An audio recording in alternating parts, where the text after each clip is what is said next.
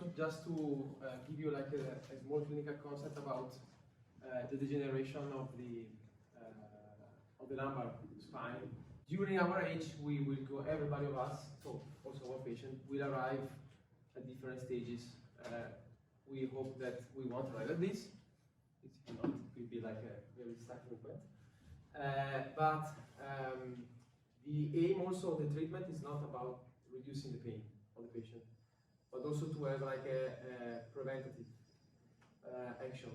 Okay, so the biomechanic model works also not just for identify the cause of the pain, identify the cause of the dysfunction, but also to have an approach that can reduce the overload on the, in this case, the lumbar structures, so the disc, the facet joints, the muscles.